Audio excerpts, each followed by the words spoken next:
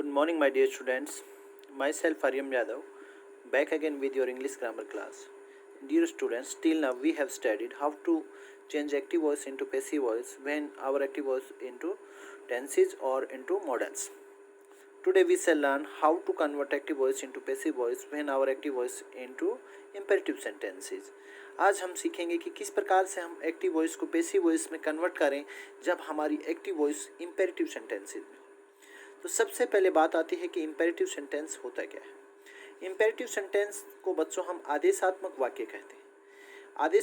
आदेशात्मक वाक्य वो वाक्य होते हैं जिनमें आपको कोई आदेश, कोई ऑर्डर, जिनमें आपको कोई सुझाव, कोई एडवाइस, जिनमें आपसे कोई प्रार्थना, रिक्वेस्ट आदि की जाए। जिन सेंटेंसेस में इस प्रकार के भाव झलकते हैं, दर्शाए जाते हैं, वो सभी सेंटेंसेस आपके इम्पेरेटिव सेंटेंसेस होते हैं। तो इम्पेरेटिव सेंटेंसेस के लिए हमारा स्ट्रक्चर क्या होगा भाई, एक्टिव वॉइस से पैसिव वॉइस में कन्वर्ट करने का। सबसे पहले हम लेंगे लेट, उसके बाद न्यू ऑब्जेक्ट, उसके बाद बी या फिर नॉट बी। बी ओब्लिक मैंने नॉट बी लिखा है, इसका मतलब या फिर नॉट बी, प्लस में वर्ब की थर्ड के अनुसार पैसिव वॉइस में बदलेंगे। दूसरा, इसमें आपने किस चीज़ का ध्यान रखना है, दूसरा आपने इस चीज़ का ध्यान रखना है कि अगर आपका जो इम्पेरेटिव सेंटेंस है उसमें आप कोई प्रार्थना, कोई शिक्षा और आदेश वाले वाक्यों के साथ भावानुसार, वहाँ पे आपने सेंस देखनी है कि भाई आप प्रार्थना कर रहे हैं, शिक्षा दे रहे हैं या कोई आदेश दे रहे हैं। उसी के अनुसार आपने क्या करना है, यू आर रिक्वेस्टेड या फिर ऑब्लिक एडवाइज टू या फिर ऑर्डर टू का प्रयोग किया जाता है। और वहाँ पे क्या भाई, अगर प्लीज और काइंडली दे रखा हो तो उसको हटा दिया जाता है। प्लीज और काइंडली रिक्वेस्ट के टाइम पे आते हैं तो वहाँ पे आप यू आर रिक्वेस्टेड लिख देते हो, तो दोबारा से आपको प्लीज और काइंडली लिखने की आवश्यकता नहीं होगी। अब देखिए कुछ एग्जाम्पल मैं इसके ले रहा हूँ। क्लोज द विंडो, तो सबसे पहले हमने बताया क्या भाई, लेट, तो लेट लिया। उसके बाद न्यू ऑब्जेक्ट यहाँ पे क्या आपका द विंडो, तो द विंडो।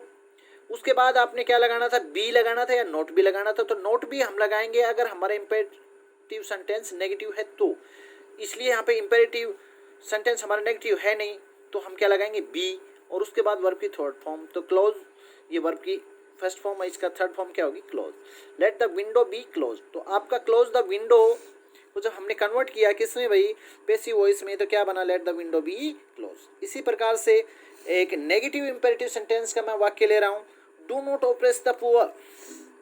ओप्रेस का अर्थ होता है दबाना, कि गरीबों को मत दबाओ। तो इसमें आप किस प्रकार से करेंगे, सबसे पहले लेट आया, उसके बाद आपका न्यू ऑब्जेक्ट द पुअर, तो the poor.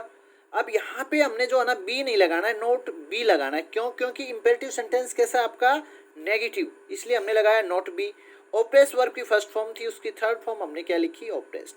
Let the poor not be oppressed. इसी प्रकार से एक काइंडली का देखो मैंने एग्जांपल लिया है, kindly do not lose heart.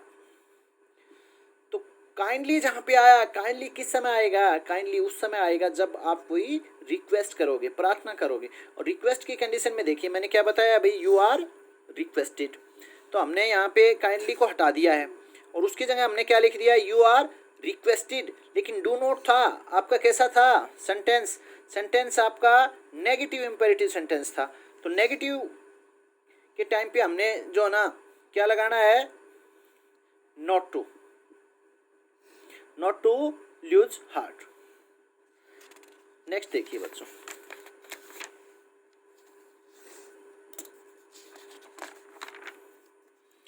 Change of voice in the infinitive verbs, change of voice in the infinitive verbs.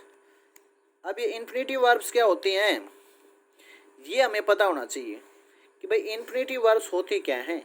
और इन्फिनिटिव वर्ब्स क्या होती हैं बच्चों, जहाँ पे टू के बाद वर्ब की फर्स्ट फॉर्म मिले, जहाँ पे टू के बाद वर्ब की फर्स्ट फॉर्म मिलेगी वहाँ पे हम क्या कहते हैं, उसको इन्फिनिटिव वर्ब कहते हैं भाई, ठीक है। उस समय हमने क्या करना है, टू के साथ बी का प्रयोग करना है। टू के साथ किसका प्रयोग करना है, बी का, और वर्ब की थर्ड फॉर्म। वर्ब की थर्ड फॉर्म तो अंडरस्टूड बात है, जहाँ भी आप एक्टिव वॉइस को पैसिव वॉइस में कन्वर्ट करोगे हमेशा वर्ब की थर्ड फॉर्म का प्रयोग होगा। सो देखिए करते हैं, इसका एग्जांपल मैंने लिया है, she wants to insult you. Insult verb की फर्स्ट फॉर्म और उससे पहले टू, यानी कि टू के बाद वर्ब की फर्स्ट फॉर्म आई है, और जहाँ पे टू के बाद वर्ब की फर्स्ट फॉर्म आई वहाँ पे मैंने कहा वो कौन सी कंडीशन हो जाती है, आपकी इंफिनिटिव वर्ब्स की कंडीशन हो जाती है। ठीक है, कन्वर्ट कीजिए, सी वॉन्ट्स यू, जो ये ऑब्जेक्ट यू था इसको हम जो है ना वर्ब वॉन्ट्स, इसमें एक इंफिनिटिव वर्ब है, एक दूसरी वर्ब है मेन वर्ब वॉन्ट्स, तो जो मेन वर्ब है सी वॉन्ट्स यू उसके बाद ले आए। टू के साथ हमने क्या लगाया, बी, और इंसल्ट वर्ब की फर्स्ट फॉर्म थी तो वर्ब की थर्ड फॉर्म मैंने कहा हमेशा या पैसिव वॉइस में वर्ब की थर्ड फॉर्म आती है, तो इंसल्ट की थर्ड फॉर्म क्या बनी भाई, इंसल्टेड, तो इसका पैसिव वॉइस क्या बना, she wants you to be insulted. Next देखिए, it is time to repay the loan, to और उसके बाद रीपे वर्ब की फर्स्ट फॉर्म इंफिनिटिव की कंडीशन बन गई। तो इंफिनिटिव की कंडीशन में हमने बताया टू के बाद आपने क्या लगाना है भाई, टू के बाद बी लगाना है, तो इट इज टाइम, अब उससे पहले क्या लेके आओगे, न्यू ऑब्जेक्ट, न्यू ऑब्जेक्ट क्या है, द लोन, तो फॉर द लोन, अब it is time for the loan to be, repay की थर्ड फॉर्म क्या बनेगी, रिपेड, रिपेड। इसी प्रकार से नेक्स्ट एक एग्जांपल मैंने आपके लिए लिया है, you have to remove your vehicle, you have to remove your vehicle. अब देखिए योर व्हीकल हमने पहले ले लिया, अब योर व्हीकल क्या है, थर्ड पर्सन सिंगुलर, उसके साथ हम जो है ना अब क्या लगाएंगे, हेल्पिंग वर्ब, हैव और हैज में से अगर चूज करना है तो हैज, तो हमने क्या लगाई, हैज, थर्ड पर्सन सिंगुलर के साथ क्या लगाते हैं, हैज। टू, टू और उसके साथ जहाँ पे टू और रिमूव वर्ब की फर्स्ट फॉर्म थी तो टू के साथ क्या लगाते हैं, बी, तो टू बी और रिमूव वर्ब की फर्स्ट फॉर्म कन्वर्ट हो गई किसमें भाई, वर्ब की थर्ड फॉर्म में, रिमूव्ड बाय यू। अब बच्चों कंडीशन ऐसी हो कि भाई आपके पास एक्टिव वॉइस में दो ऑब्जेक्ट हों और आपको पैसिव वॉइस में चेंज करना हो तो कैसे करोगे, when we have two objects in our active voice then हमने क्या करना है, वर्ब के निकटतम ऑब्जेक्ट को सब्जेक्ट बनाओ। तो नियम क्या कहता है कि सबसे पहले किसको सब्जेक्ट बनाएंगे, जो वर्ब के निकटतम है। देखिए एग्जांपल लिया है, ही टीचेज अस इंग्लिश, अब यहाँ पे वर्ब क्या है, टीच, और उसके निकटतम क्या है, ऑब्जेक्ट दो है, अस भी और इंग्लिश भी। टीचेज के नजदीक कौन सा है भाई, अस, तो हमने कहा नियम क्या कहता है, सबसे पहले वर्ब के जो निकटतम आपका जो ऑब्जेक्ट है उसको क्या बनाओ, सब्जेक्ट, तो अस को हमने बनाया सब्जेक्ट, तो we, he teaches third person singular plus में वर्ब की फर्स्ट फॉर्म के साथ S present indefinite changes into, किसमें, हेल्पिंग वर्ब के रूप में किसका प्रयोग होगा, इजेएमआर का, तो इजेएमआर का प्रयोग होगा, तो यहाँ पे देखिए वी के साथ हम जो ना आर लगाएंगे, वी आर, और टीच वर्ब की फर्स्ट फॉर्म तो उसकी थर्ड फॉर्म क्या बनेगी, वी आर टॉट, और अब आपका जो दूसरे वाला जो ऑब्जेक्ट था ना वो इंग्लिश, और फिर सब्जेक्ट को हमने बनाया ऑब्जेक्ट, तो सब ही की ऑब्जेक्टिव फॉर्म क्या बनी, हिम, और उससे पहले क्या लगाया, बाय, तो we are taught English by him.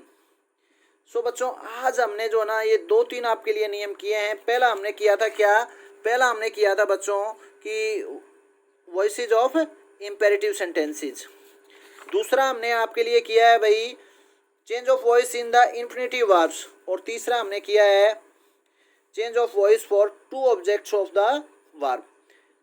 ये तीनों नियम्स में से आपने किसी भी आपकी ग्रामर की बुक में कहीं से भी जो भी सेंटेंसेज मिले आप अच्छे से प्रैक्टिस करो, practice makes a man perfect, जितना आप अभ्यास करोगे उतना आप सीखोगे, उतना आप उस चीज़ को हासिल करोगे। तो आपने अब अच्छे से प्रैक्टिस करनी है। If you have any query any problem then you can ask me. Thank you, have a nice day.